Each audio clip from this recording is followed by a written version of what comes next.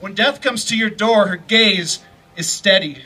Her embrace is firm and practiced. She delivers this news often. And though death is unhurried, she seems to appear all of a sudden, her dark figure on your front porch. So, of course, at first, you shout at her. You shout her down and you go horse trying, but death doesn't flinch. She has woven her robes of raw stone. She is cavernous. She is stalactite dripping hollow echoes. She is wide-eyed flying bat-face, her ears almost too large for her head, her listening too deep, her terrible news both alarming and familiar.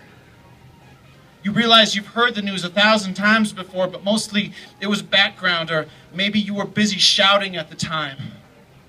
Maybe you felt the news more than heard it. A soft rhythmic beating on your breastbone, the pale blue ghost of your EKG that mostly flows in time with the red heart in your chest, except for that occasional flutter. Like when you open the 3 a.m. door, your yellowy porch light and death's nighttime face. You could almost hate her for her arrival, but something about how her long black robes sweep clean tracks across your dusty front porch, something about the clean makes you grateful.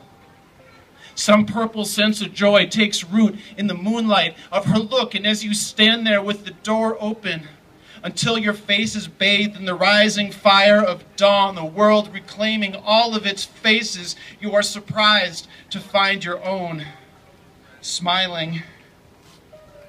You, this precious, tiny being populating a world so vast that you can barely comprehend how anyone could possibly imagine such a strange thing as an ending, because this world that always was is suddenly present tense, suddenly illuminated, suddenly nothing but now, suddenly serpentine spines, suddenly rising in spirals. Your biography burns like torches. The questions stop seeking answers. The doubts know themselves to be sacred. Suddenly the heart flips and pops larger and glows, and suddenly forgiveness unexpectedly makes sense and says, look, it's been love all along. Sure, it's looked like lots of bad luck plus lots of stupid repetition. It's been so many trials, but finally you don't contract from the news. You invite death in and you offer her a cup of something careful and warm.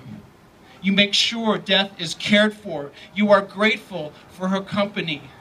You tease her for the way her blank face is never not smiling.